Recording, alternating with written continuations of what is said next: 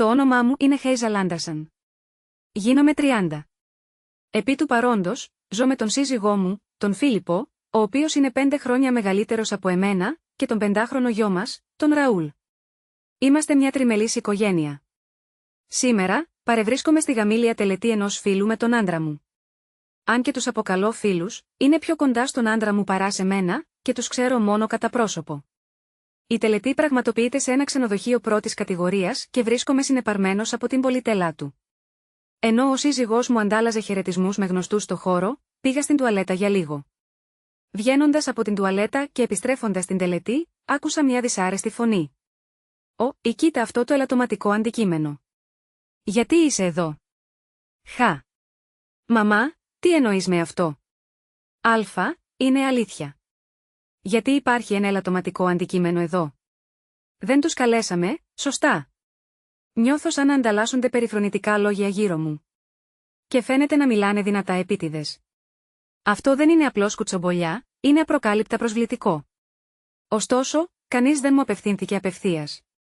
Δεν θέλω να συναναστρέφομαι με τόσο αγενείς ανθρώπους, οπότε έφυγα γρήγορα από την περιοχή. Περίμενε, άσχημο πράγμα. Μπορείτε να με ακούσετε, δεν μπορείτε? Ένιωσα κάποιον να φωνάζει από πίσω, αλλά το αγνόησα. Το όνομά μου δεν είναι άσχημο πράγμα. Καθώς περπατούσα σταθερά στο διάδρομο, ο ήχος βιαστικών βημάτων πίσω μου με τρόμαξε. Έπρεπε να τα παρατήσουν αφού τους αγνοούσα. Γιατί να ντρέπονται με τέτοια συμπεριφορά? Ενώ το σκεφτόμουν, κάποιος με άρπαξε ξαφνικά από το χέρι. Φαίνεται ότι είχαν τρέξει πίσω μου. Η λαβή στο χέρι μου ήταν τόσο σφιχτή που ήταν επώδυνη. Λοιπόν, περίμενε, σου λέω, κοίταξα πίσω τη γυναίκα που φώναζε λαχανιασμένη και της τίναξα το μπράτσο. Φαινόταν να μην περίμενε μια τέτοια αντίδραση και τρελάθηκε πίσω με μια υπερβολική κατακραυγή. Ένιωσα ότι η αδύναμη συμπεριφορά της ήταν άσκοπη. Τζούλια, είσαι καλά? Γιατί είσαι τόσο βίαιος? Η άγνοια είναι πραγματικά ένα πρόβλημα. Μια άλλη γυναίκα όρμησε, στηρίζοντας την ενώ μου έριξε μια αυστηρή ματιά. Τι συμβαίνει? Ποιος μπορεί να είσαι? Ποιος μπορεί να είμαι? Με ξέχασες? Ναι, φαίνεται ότι είσαι πολύ εγωκεντρικός και αγενής. Έχουμε γνωριστεί πριν? Καθώς το ρώτησα, σήκωσε τα φρύδια της απορριμμένη. Τι λες? Πιστεύετε ότι έχετε το δικαίωμα να ενεργείτε έτσι? Εσείς, μόνο με απολυτήριο λυκείου. Αν πεις ότι το ξέχασες, θα σου φρεσκάρω τη μνήμη. Είμαι η αδερφή σου, Τζούλια, το άκουσμα του ονόματος πρέπει να τρέξει το κακόμοιρο μυαλό σου. Δικαίωμα. Και αυτή είναι η μητέρα μας. Μπορείτε πραγματικά να πείτε ότι έχετε ξεχάσει τη μητέρα σας? Αχ! Ναι, ίσως υπήρχε κάποιος με αυτό το όνομα γύρω μου στο παρελθόν. Κούνησε ελαφρά το κεφάλι μου. Είναι χάσιμο χρόνου να εμπλακώ σε σοβαρό διάλογο με αυτούς τους ανθρώπους, δυσαρεστημένος από την απάντησή μου. Οι δύο γυναίκες έδειξαν ακόμη περισσότερο θυμό. Εκείνη τη στιγμή, δύο άντρες έσπευσαν. Τι συμβαίνει εδώ? Μπορούσαμε να ακούσουμε φωνές σε όλη τη διαδρομή. Τζούλια τελείωσε στην προετοιμασία. Είσαι ακόμα με τα κανονικά σου ρούχα. Καλύτερα να βιαστείς και να αλλάξεις. Μπαμπά, Ντάνιελ. Αυτό το άτομο. Αυτό το ύποπτο άτομο μπήκε κρυφά στο γάμο μας. Παρακαλώ, διώξτε την αμέσως. Η γυναίκα που ισχυρίζεται ότι είναι η Τζούλη όρισε εναντίον μου ενώ φώναζε. Δεν τους έμαθαν ότι δεν είναι ωραίο να δείχνεις ανθρώπους. Οι αντιδράσεις των δύο ανδρών που με είδαν ήταν τελείως διαφορετικές. Ο άντρας που λεγόταν μπαμπάς άνοιξε τα μάτια του και μετά έδειξε ξεκάθαρα μια δυσαρεστημένη έκφραση. Ο άντρας που ήταν γνωστός ως Ντάνιελ πάγωσε με ένα βλέμμα σοκαρισμένο και το πρόσωπο του σταδιακά χλώμιασε. Τι συμβαίνει? Γιατί είναι εδώ η Χέιζελ? Να δεις το πρόσωπό της σε μια τόσο χαρούμενη μέρα. Ακριβώς. Πρέπει να γλίστρισε κατά λάθος. Είναι αφόρητο. Καλέστε γρήγορα την ασφάλεια. Περίμενε ένα λεπτό. Τι λες? Να είστε προσεκτικοί με τα λόγια σας. Αυτό το άτομο είναι. Ενώ ο άντρας που λεγόταν μπαμπάς συμφώνησε με την Τζούλια, ο Ντάνιελ μίλησε με χλωμό πρόσωπο. Βλέποντας αυτό, μουρμούρισα ήσυχα. Πραγματικά δεν ξέρεις τίποτα. Η παρατήρησή μου πέρασε απαρατήρητη από τους γύρω μου. Χέιζελ, εκεί ήσουν. Σε έψαχνα. Ένα νέο πρόσωπο εμφανίστηκε. Ήταν ο άντρας μου, ο Φίλιππος. Όλα τα βλέμματα στράφηκαν στον Φίλιππο, ο οποίος φαινόταν ελαφρώς έκπληκτος. «Συγγνώμη, ήμουν στο δρόμο της επιστροφής, αλλά έμπλεξα με κάποιους περίεργους ανθρώπους». Το είπα με ένα σωστό χαμόγελο και πλησίασα τον Φίλιππο. Ο Φίλιππος κοίταξε τριγύρω και μουρμούρισε για λίγο. Φαινόταν να αντιλαμβάνεται αμέσως την κατάσταση. Η διορατικότητά του ήταν πράγματι αξιοσημείωτη. Η Τζούλια είχε εχμαλωτιστεί από την ξαφνική εμφάνιση του Φίλιππου, αλλά όταν στάθηκα δίπλα του, η έκφραση της άλλαξε άρδιν και με κοίταξε έντονα. Οι δύο λεγόμενοι γονείς δεν είχαν ακόμη καταλάβει πλήρως την κατάσταση και έδειχναν μπερδεμένες εκφράσεις. Ο Ντάνιελ ήταν εμφανώς ταραγμένος. Ήταν ο πρώτος που μίλησε. «Κύριε Άντερσον, ζητώ συγγνώμη.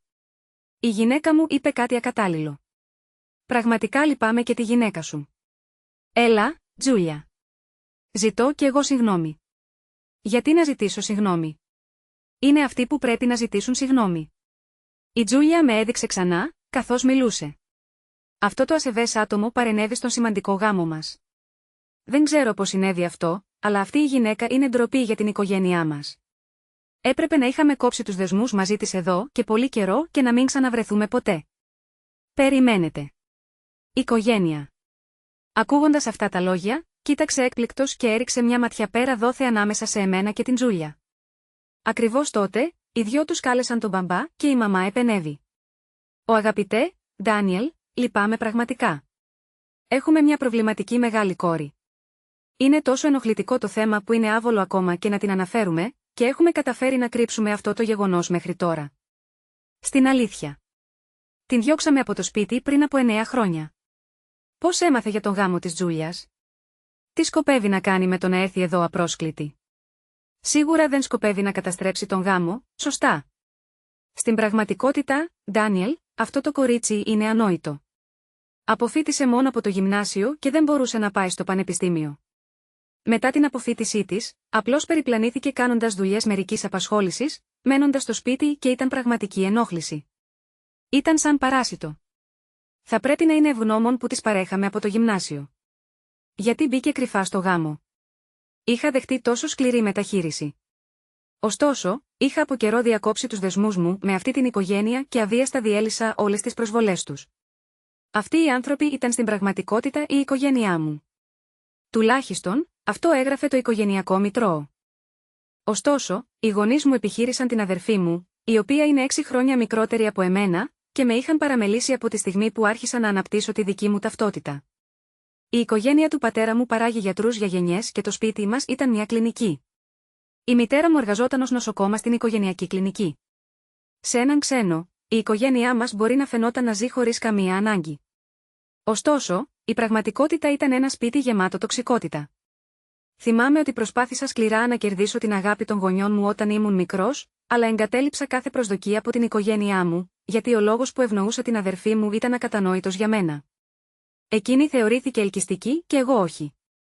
Ευτυχώς, αν και μπορεί να ακούγεται περίεργο να αξιολογώ τον εαυτό μου, ήμουν ευφυής και διέπρεψα ακαδημαϊκά. Ως εκ τούτου, επικεντρώθηκα στις σπουδές μου με στόχο να φύγω νωρίς από το σπίτι. Εκείνη την περίοδο, ένιωθα ότι έπαιζα τον ρόλο της ελαττωματικής μεγαλύτερης αδερφής στην οικογένεια. «Άκου, δεν θα σου επιτρέψω να πας στο πανεπιστήμιο. Είσαι από τη φύση σου ένα ελάττωμα. Δεν υπάρχει περίπτωση να μπεις στο πανεπιστήμιο.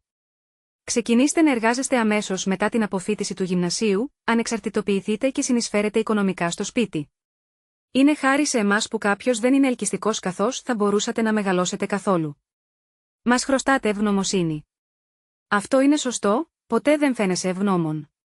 Όσο για τα έξοδα του κολεγίου, μπορεί να το εξετάσουμε για την Τζούλια, αλλά δεν υπάρχει ούτε ένα σεντ διαθέσιμο για εσάς. Θα περάσετε τη ζωή σας υπηρετώντας μας. Ακόμα και αν βρεις δουλειά, δεν θα είναι κάτι σημαντικό. Αυτό μου είπαν οι γονείς μου στο Λύκειο. Παρεμπιπτόντως, αυτή η συνομιλία ηχογραφήθηκε τότε και έχει διατηρηθεί μέχρι σήμερα. Κατά τη διάρκεια των μαθημάτων του γυμνασίου, κατέγραψα σχεδόν όλη τη λεκτική κακοποίηση και την παράλογη συμπεριφορά από την οικογένειά μου. Η αδερφή μου η Τζούλια, βλέποντας τη συνεπή συμπεριφορά των γονιών μας, με περιφρόνησε και πάντα προσπαθούσε να διεκδικήσει την κυριαρχία της. Θα γίνω γιατρός και θα αναλάβω τη δουλειά του μπαμπά στο μέλλον. Θα δουλέψω αρκετά σκληρά και για τους δυο μας αφού η μεγάλη μου αδερφή δεν μπορεί. Είναι τόσο ωραίο να το ακούς. Ναι, μάθετε από τις αποτυχίες της και κάντε μικρομετώνω, τι καλύτερο μπορείτε. Μην ανησυχείς, Τζούλια, μπορείς να το κάνεις. Ναι, θα σας υποστηρίξουμε πλήρως. Σε αντίθεση με την αδερφή σου, Τζούλια, είσαι πραγματικά το καμάρι μας. Θα έκαναν αυτού του είδους τις συζητήσεις κατάφορα μπροστά μου. Ήταν σαν κάτι βγαλμένο από θεατρικό έργο. Τελειώνοντας το Λύκειο, δούλεψα διάφορες δουλειές με μερική απασχόληση για περίπου 3 χρόνια. Έμενα ακόμα στο σπίτι, τεχνικά. Είπαν ότι ήμουν ενοχλητικός, αλλά δεν με επέτρεπα να φύγω με τους δικούς μου όρους γιατί ήθελα να με χρησιμοποιήσουν όπως τους βόλευε. Ωστόσο, είχα νοικιάσει κρυφά ένα διαμέρισμα. Αν και η οικογένειά μου το έλεγε συνεχώς, δεν θα σας συγχωρήσουμε αν το κάνεις αυτό. Δεν θα σας επιτρέψουμε εάν δεν το κάνετε αυτό αφού ενηλικιωθείτε. Συνειδητοποίησα ότι δεν χρειαζόμουν πια την άδειά τους. Φυσικά, υπήρχαν περιπλοκές όπως η ανάγκη εγγυητή για ορισμένα πράγματα. Παρεμπιπτόντως, δήλωσα σκόπιμα λιγότερα εισοδήματα από τις δουλειές μου με μερική απασχόληση, οπότε το χρηματικό ποσό που ζητούσε η οικογένειά μου ήταν ελάχιστο. Επιπλέον, άρχισα να επενδύω και σταδιακά αύξησε τις αποταμιεύσεις μου. Όταν η Τζούλια ετοιμαζόταν για τις εισαγωγικές της εξετάσεις στο γυμνάσιο, χρησιμοποίησε τη βολική δικαιολογία ότι δεν μπορούσε να συγκεντρωθεί μαζί μου και με έδιωξαν από το σπίτι. Οι γονείς μου φαινόταν υποθέτουν ότι θα επέστρεφα τελικά, αλλά για μένα ήταν μια τέλεια ευκαιρία να γίνω ανεξάρτητος. Πρέπει να ήταν έκπληξη για αυτούς που εγώ, που με υποτιμούσαν ως ανίκανη να κάνω οτιδήποτε μόνη μου, δεν επέστρεψα.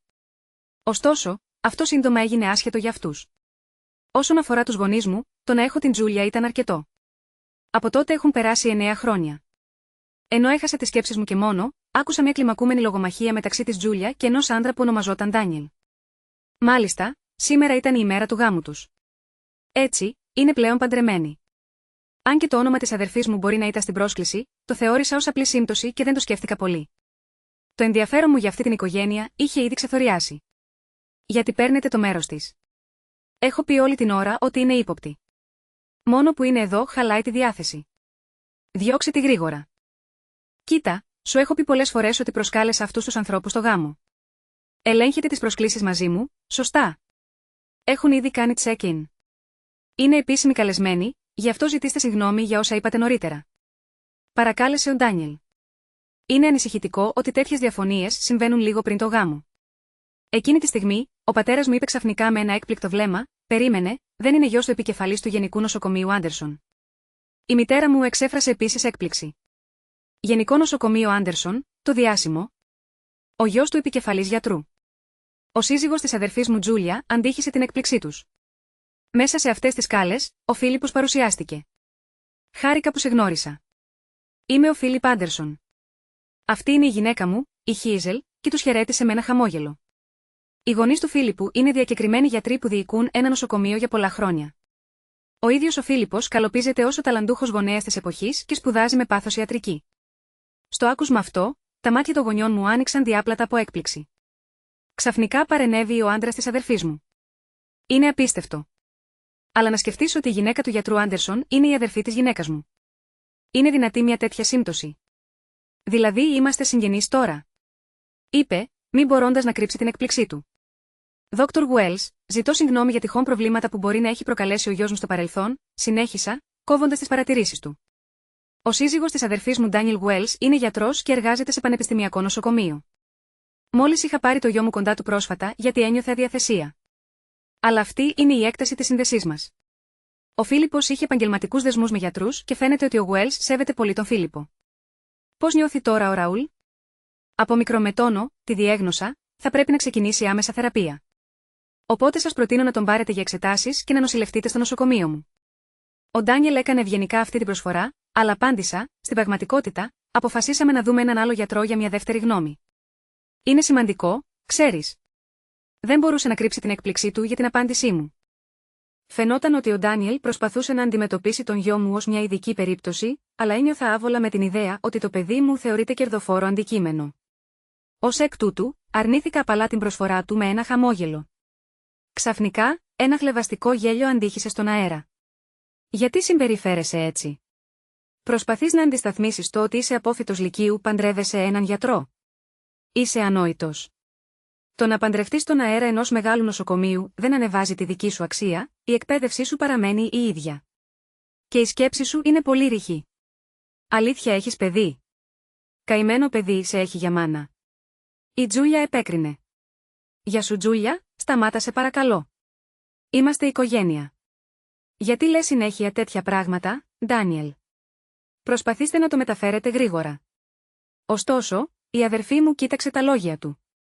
Φαινόταν ακλόνητη στη δικαιοσύνη της. Ξαφνικά, ο Φίλιππος μου μίλησε, Χέιζελ. Είναι πραγματικά η οικογένειά σας? Ρώτησε αμφίβολα. Όχι, αυτοί οι άνθρωποι δεν μπορούν πλέον να ονομάζονται οικογένεια. Μια πραγματική οικογένεια δεν θα σας μάλωσε ξαφνικά χωρίς λόγο, θα αρνιόταν να σας ταΐσει μόνο και μόνο επειδή χύσατε λίγο φαγητό. Θα μου έδινα μεταχειρισμένα ρούχα που βρέθηκαν σε έναν κάδο απορριμμάτων, ενώ γελάω καθώς τα συγκρίνουν με τις μάρκες υψηλής ποιότητας που δίνουν στην αδερφή μου.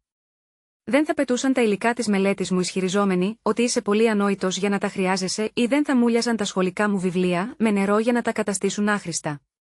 Άρα, όχι. Δεν είναι πια η οικογένειά μου. Είναι αλήθεια ότι μια πραγματική οικογένεια δεν θα σε έβγαζε γυμνό στο κρύο του χειμώνα επειδή δεν δανείσατε ένα βιβλίο στην αδερφή σας. Ή, να σε κλείσουν σε ένα ζεστό υπόστεγο το καλοκαίρι.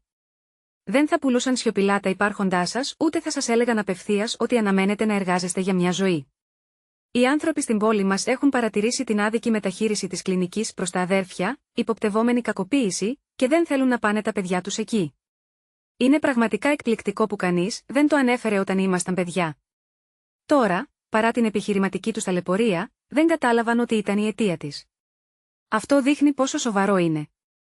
Κατά τη διάρκεια της ήρεμης ανταλλαγής μας, όταν αποκαλύφθηκαν οι σκληρές πράξεις του παρελθόντος μου, ο Ντάνιελ σοκαρίστηκε. Οι γονείς μου έμειναν εξίσου έκπληκτοι όταν έμαθαν ότι ήξερα ότι η κλινική τους δυσκολευόταν οικονομικά από τότε που είχα φύγει από το σπίτι. Αυτές οι πληροφορίες ανακαλύφθηκαν από τα πεθερικά μου, τα οποία συμπονούσαν βαθύτατα με τις κακουχίες που υπέμενα και ένιωσα ακόμη πιο αγανακτισμένη από μένα. Ο Φίλιππος έτρεφε επίσης παρόμοια συναισθήματα, και είχαν ερευνήσει την κλινική των γονιών μου, ενδεχομένως για να το χρησιμοποιήσουν για εκδίκηση. Σταματήστε το. Σταμάτα να λες ψέματα. Δεν κάναμε τίποτα από αυτά. Εσύ φταίς που είσαι αποτυχημένος. Ο Ντάνιελ, μην πιστεύεις ούτε λέξη που λέει η αδερφή μου, διαμαρτυρήθηκε έντονα, αλλά ήταν πολύ αργά. Την κοίταξε με περιφρόνηση. Σκέφτηκα ότι τίποτα από όλα αυτά δεν θα είχε συμβεί αν με είχε αγνοήσει και έφευγε τότε. Όχι, αλλά στην πραγματικότητα είσαι εσύ που λες ψέματα, απάντησε ο Ντάνιελ. Μου. Κειμένος. Για το τι απάντησε με δυσπιστία. Ότι η κυρία Άντερσον τελείωσε μόνο το Λύκειο. Είναι κάτοχος πτυχίου κολεγίου, είναι επιτυχημένη επιχειρηματίας και διευθύνων σύμβουλος μιας εταιρείας που ασχολείται με τα νοσοκομιακά τρόφιμα, η οποία ήταν καθοριστική για την κλινική μας. Ο διευθύνων σύμβουλος, η αδερφή μου, αναφώνησε σοκαρισμένη, κοιτώντας με σαν να έβλεπε κάτι απίστευτο. Οι γονείς μου έμειναν εξίσου έκπληκτοι. Σταμάτα να λες ψέματα. Είναι απλώς απόφοιτος λυκείου. Λέτε να πήγε στο κολέγιο πίσω από την πλάτη μας χωρίς να ξέρουμε ότι η μητέρα μου το είπε κατηγορηματικά. Ναι, πήγα στο κολέγιο. Ήμουν ήδη ενήλικας και δεν είχα καμία υποχρέωση να αναφέρω σε αγνώστους που δεν είναι η οικογένειά μου, απάντησα. Τι λες? Πώς μπορείς να μιλάς στους γονείς σου έτσι? Δεν σου δώσαμε την άδεια να πας στο κολέγιο, φώναξε ο πατέρας μου. Γιατί θα χρειαζόμουν την άδειά σας, απάντησα ήρεμα και δεν μπορούσαν να κρύψουν την αγανάκτησή τους. Μετά το Λύκειο, δούλεψα διάφορες δουλειές και εξοικονομούσα αρκετά χρήματα. Χρησιμοποίησα μέρος αυτών των κεφαλαίων για να πληρώσω τα δίδακτρα του κολεγίου. Υπήρχαν ακόμη τόσα πολλά που ήθελα να μάθω και να επιδιώξω. Ζώντας μακριά από το σπίτι, απολάμβανα την ελευθερία μου και ήμουν ικανός για τα πάντα. Όταν ήμουν στο κολέγιο, ξεκίνησα τη δική μου επιχείρηση. Τότε ήταν και όταν γνώρισα τον τωρινό σύζυγό μου, ο προβληματισμός γι' αυτό με γεμίζει βαθιά συναισθήματα. Εν τω μεταξύ, η αδερφή μου μουρμούριζε κάτι με χλωμό πρόσωπο. Δεν μπορώ να το πιστέψω. Πάντα πίστευα ότι ήταν η ανίκανη και ανίκανη αδερφή που δεν μπορούσε να κάνει τίποτα μόνη της, ότι θα πέθαινε κάπου μετά την απέλασή της. Παρόλα αυτά, αποφοίτησε από το κολέγιο και τώρα είναι διευθύνουσα σύμβουλος και παντρεμένη με τον κληρονόμο ενός μεγάλου νοσοκομείου. Γιατί? Νόμιζα ότι θα ήμουν η πιο ευτυχισμένη. Γιατί είναι πιο επιτυχημένη από εμένα? Γιατί δείχνει χαρούμενη? Γιατί όντως, ίσως επειδή, παρόλο που της φέρθηκαν άδικα η οικογένειά μας, δεν τα παράτησε ποτέ και συνέχισε να εργάζεται σκληρά. Ίσως έπαιξε μικρό ρόλο και η τύχη. Αφού το είπα αυτό, κοίταξα την αδερφή μου σταθερά. Και τότε αποκάλυψα ένα συγκλονιστικό γεγονός. Παρεμπιπτόντως, άκουσα ότι εγκατέλειψε στο γυμνάσιο. Είναι αλήθεια αυτό? Αυτή η αποκάλυψη συγκλώνησε εντελώς τους πάντες γύρω, συμπεριλαμβανομένων των πρώην γονιών μου στον Ντάνιελ. Τι μιλάς ξαφνικά? Ποιος παράτησε το γυμνάσιο, απάντησε η αδερφή μου, αν και θαύμαζα τη γενναιότητά της που το έκανε. Άκουσα από έναν μακρινό συγγενή που ήταν πάντα ευγενικός μαζί μας ότι αφού έφυγα από το σπίτι, υπερεκτίμησες τις δυνατότητές σου, νομίζοντας ότι θα μπορούσες εύκολα να μπεις σε οποιαδήποτε σχολή κύρους χωρίς να σπουδάσεις. Μπήκες απροετοίμαστος στις εξετάσεις και κατέληξες να μην γράφεις σχεδόν τίποτα, με αποτέλεσμα την αναμενόμενη αποτυχία. Μετά από αυτό, έγινες απίθαρχος στο σπίτι και ήσουν σε απομονωμένη κατάσταση για μεγάλο χρονικό διάστημα, σωστά? Επέστρεψε στην κοινωνία μόλις πρόσφατα όταν οι γονείς μας σύστησε τον Ντάνιελ ως τον κατάλληλο γαμήλιο σύντροφο για σένα. Εξήγησα. Καθώς μίλησα, η έκφραση του Ντάνιελ γινόταν ολοένα και πιο αυστηρή, ενώ οι γονείς και οι αδερφοί μου χλώμιαζαν. Ο συγγενής που έδωσε αυτές τις πληροφορίες είναι μακρινός ξάδερφος του πατέρα μου, γνωστός για την ικανότητά του στη συλλογή πληροφοριών.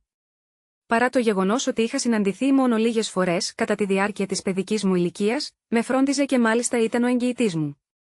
Εσύ, τι αβάσιμα λες, διαμαρτυρήθηκε η αδερφή μου τρέμοντας, αλλά εγώ συνέχισα. Στην πραγματικότητα, ο ισχυρισμός ότι εργάζεστε στην ιατρική διοίκηση είναι επίσης ψευδής, έτσι δεν είναι. Στην πραγματικότητα, δεν έχετε τα προσόντα και αναλαμβάνετε μόνο ταπεινές εργασίες, χωρίς να σας ανατίθενται καθήκοντα ειδικού. Είναι καλό να διατηρούνται τουλάχιστον τα ελάχιστα επαγγελματικά ήθη. Είπα, σταματήστε το. Τα λόγια σου είναι γεμάτα ψέματα. Όλα αυτά είναι ψεύτικα, φώναξε. Ίσως έτσι. Αυτό που άκουσα ήταν απλώς μια φήμη τελικά. Το αν το πιστεύεις ή όχι εξαρτάται από σένα, απάντησα. Τότε, η αδερφή μου στράφηκε ξαφνικά στον Ντάνιελ, μελετώντας την έκφρασή του με προσοχή. Στο πρόσωπό του φαινόταν αμφιβολία, σύγχυση και ξεκάθαρη περιφρόνηση. Τζούλια, μας είπες προηγουμένως ότι αποφοίτησες από ένα αναγνωρισμένο πανεπιστήμιο γυναικών, είχες τίτλους σπουδών και υποστήριζες το νοσοκομείο της οικογένειάς σου. Λέτε όλα αυτά να ήταν ψέματα? Η παραποίηση ακαδημαϊκών διαπιστευτηρίων για την εξαπάτηση των ανθρώπων είναι σαφώς απάτη. Με εξαπάτησες? Ο Ντάνιελ ρώτησε επιδεικτικά. Όχι, Ντάνιελ, μην δεχτείς το λόγο της. Είσαι ο άντρας μου, πρέπει να με εμπιστευτείς, παρακάλεσε. Στη συνέχεια, παρακαλώ ονομάστε έστω και έναν καθηγητή από το πανεπιστήμιο από το οποίο ισχυρίζεστε ότι έχετε αποφοιτήσει, την προκάλεσε ευθέως. Σαφώς ταραγμένη, η αδερφή μου πάλεψε να απαντήσει. Αυτό δεν είναι σχετικό αυτή τη στιγμή. Αλήθεια δεν είναι. Λοιπόν, ας καλέσουμε έναν καθηγητή από το τμήμα που ισχυρίζεστε ότι έχετε παρακολουθήσει αυτή τη στιγμή. Αυτός ο καθηγητής είναι επίσης οικογενειακός φίλος των γονιών μας και έχει πολύ στενή σχέση με την οικογένειά μας. Ο Ντάνιελ πρότεινε, έτοιμος να ξετυλίξει την αλήθεια μια για πάντα. Καθώς το δήλωνε, ο Ντάνιελ πήρε ήρεμα το smartphone του.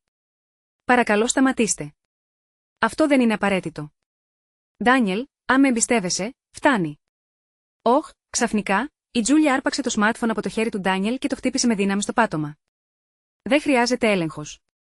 Πίστεψέ με, ορμόμενη από θυμό, η Τζούλια χτύπησε το τηλέφωνο στο πάτωμα και μετά το πάτησε ανελαίητα πολλές φορές με τα ψιλοτάκουνα της, καταστρέφοντας το εντελώς. Η έκφρασή της εκείνη τη στιγμή παραμορφώθηκε από οργή, θυμίζοντας πρόσωπο τέρατος. Αυτή η σκηνή συγκλώνησε πολύ τον Ντάνιελ και οι άνθρωποι γύρω έμειναν έκπληκτοι από τη ξαφνική της δράση. Οι γονείς μου προσπάθησαν να ηρεμήσουν την Τζούλια, αλλά ο θυμός της δεν φαινόταν να συγκρατείται εύκολα. Η αναταραχή τράβηξε την προσοχή άλλων καλεσμένων και του προσωπικού του χώρου που συγκεντρώθηκαν με ανησυχητικά βλέμματα. Ο χώρος κατέβηκε στιγμιαία στο χάος με μια πολύ έντονη αναστάτωση. Παρόλο που ήμουν εκεί, ένιωθα σαν να συνέβαινε σε κάποιον άλλο. Δεν μπορούσα πλέον να νιώσω μια οικογενειακή σχέση με την αδερφή μου ή με τους παρευρισκόμενους. Για μένα, η οικογένειά μου αποτελείται πλέον μόνο από το σύζυγό μου και το γιο μου. Πάμε σπίτι. Νομίζω ότι κάναμε το καθήκον μας εδώ. Το πρότεινα στον άντρα μου. Ο Φίλιππος φάνηκε λίγο έκπληκτος και ρώτησε, τελειώσαμε ήδη, Χίζελ? Απάντησα με ένα ήρεμο χαμόγελο. Είναι εντάξει. Πάμε σπίτι. Α, και ας σταματήσουμε από το ζαχαροπλαστείο σε αυτό το ξενοδοχείο στο δρόμο της επιστροφής και ας αγοράσουμε νόστιμο κέικ. Υπάρχει ένα που είναι πολύ δημοφιλές πρόσφατα. Γεια σου, ακούγεται καλή ιδέα. Ας πάρουμε μια τούρτα στο δρόμο για το σπίτι. Ο Φίλιππος συμφώνησε και φύγαμε από το χώρο με ένα ελαφρύ γέλιο. Αργότερα, άκουσα ότι ο Ντάνιελ συμμετείχε σε μήνυση επειδή έκανε ψευδείς διαγνώσεις σε ασθενείς που χρεώνουν υπερβολικές ιατρικές αμοιβές. Μετά από αυτό, οι πρώην γονείς μου, που βρέθηκαν σε δεινή κατάσταση, αναζήτησαν την υποστήριξή μου. Ωστόσο, δεν γνώριζαν τα τρέχοντα στοιχεία επικοινωνίας μου και τελικά εμφανίστηκαν στο νοσοκομείο όπου εργάζεται ο σύζυγός μου, θέλοντα να μας δει. Άρα, είναι η νύφη του αέρα του νοσοκομείου. Είναι η κόρη μας. Αφήστε μας να τη δούμε αμέσως. Η επικοινωνία με το γιο του διευθυντή του νοσοκομείου θα πρέπει να λύσει αυτό το πρόβλημα αμέσως. Είμαστε πραγματικά σε μπελάδες. Τη χρειαζόμαστε να ανταποδώσει την καλοσύνη με την οποία τη μεγαλώσαμε. Είμαστε οικογένεια. Οπότε είναι φυσικό να ζητάς βοήθεια. Αυτό είναι σωστό. Ειλικρινά, ποτέ δεν πίστευα ότι θα ήταν τόσο χρήσιμη, αλλά αξίζει να τα μεγαλώνεις, έτσι δεν είναι? Ποτέ δεν φανταζόμουν ότι θα έβρισκε πιο κατάλληλο σύντροφο από την Τζούλια. Τώρα είμαστε σε νόμους με το γιο του διευθυντή του νοσοκομείου. Οπότε είναι φυσικό να αναζητούμε υποστήριξη. Το διακήρυξαν δυνατά στη δεξίωση, προκαλώντας άλλο. Ωστόσο, δεν ανταποκριθήκαμε εγώ ή ο σύζυγός μου, αλλά μάλλον συμπτωματικά, είπε θερή μου. Αυτοί, με αυστηρό βλέμμα, ρώτησαν σταθερά τους γονείς μου, τι δουλειά έχετε με την κόρη μας. Οι γονείς μου αναστατώθηκαν από αυτή την αυστηρή απάντηση, πάγωσαν κυριολεκτικά επί τόπου και έφυγαν γρήγορα από το σημείο. Προσπάθησαν να επικοινωνήσουν μαζί μας αρκετές φορές στη συνέχεια, αλλά επειδή δεν επικεντρώθηκαν στην επίλυση των δικών τους επιχειρηματικών ζητημάτων, το νοσοκομείο τους έπρεπε τελικά να κλείσει. Όταν έλαβα την είδηση για το κλείσιμο, δεν ένιωσα κανένα ιδιαίτερο συναίσθημα. Αντίθετα, ένιωσα μια αίσθηση ανακούφισης που είχαν θερήσει ομικρόν με τόνο, τι έσπηραν. Νόμιζα ότι ήταν μια από τις πιο αναζωογονητικές στιγμές. Αργότερα, άκουσα ότι η Τζούλια και ο Ντάνιελ είχαν χωρίσει. Ήταν εκπληκτικό ότι ο γάμος τους κράτησε έστω και λίγους μήνες. Η μήνυση στην οποία συμμετείχε ο Ντάνιελ και η επακόλουθη απόλυσή του από το νοσοκομείο πιθανότατα επέφερε θανατηφόρο πλήγμα στη σχέση τους. Η Τζούλια φαινόταν αποφασισμένη να ξεπεράσει την ευτυχία μου και να βρει μεγαλύτερη χαρά, αλλά συνέχισε να κάνει κακές επιλογές στη διαδικασία. Ως πρώτο της βήμα, άρχισε κρυφά να έχει σχέση με έναν πολύ μεγαλύτερο, παντρεμένο γιατρό, ελπίζοντας να βρει μια πιο συμφέρουσα θέση για τον εαυτό της. Ωστόσο, αυτή η υπόθεση σύντομα ήρθε στο φως και εξελίχθηκε σε σημαντικό ζήτημα όταν η σύζυγος του γιατρού ζήτησε αποζημίωση. Απελπισμένη, ζήτησε βοήθεια από τους γονείς της για να λύσει την κατάσταση, αλλά γρήγορα την αποκήρυξαν, χαρακτηρίζοντας την ντροπή για την οικογένεια. Δεν έχω σίγουρες πληροφορίες για το τι τη συνέβη στη συνέχεια, αλλά είχε αποτύχει στις εισαγωγικές εξετάσεις στο γυμνάσιο και ως εκ τούτου, ζούσε απομονωμένη στο σπίτι για μεγάλο χρονικό διάστημα. Ζώντας μια ζωή απομονωμένη από την κοινωνία, άρχισε εν αγνία της να εργάζεται στον κόσμο της νύχτας, αντιμετωπίζοντας δυσκολίες που τελικά οδήγησαν σε προβλήματα υγείας και τελικά στην έλλειψη στέγης. Ακούγοντας αυτές τις ιστορίες, το ενδιαφέρον μου για εκείνη σταδιακά μειώθηκε. Εν τω μεταξύ, καθώς πλησιάζει η συνταξιοδότηση, οι πρώην γονείς μου αγωνίζονται να βρουν θέσεις γιατρών ή νοσοκόμων, αλλά φαίνεται ότι κανένα νοσοκομείο δεν θα τους δεχτεί λόγω της μακροχρόνιας κακής φήμης τους. Αυτό είναι πιθανότατα συνέπεια της αδίστακτης μεταχείρισής τους προς εμένα στο παρελθόν. Τώρα, δεν είναι παρά άνθρωποι από το παρελθόν μου, και δεν έχω πλέον την ικανότητα να αφιερώνω χρόνο στη σκέψη τους. Όσον αφορά τον γιο μου, ευτυχώς, μετά από εξετάσεις σε άλλη ιατρική μονάδα, δεν χρειάζεται πλέον να νοσηλεύεται και η κατάστασή του έχει βελτιωθεί σημαντικά με την κατάλληλη φαρμακευτική αγωγή. Θα συνεχίσω να κάνω όμικρον με τόνο, τι μπορώ για να προστατεύσω την οικογένειά μου.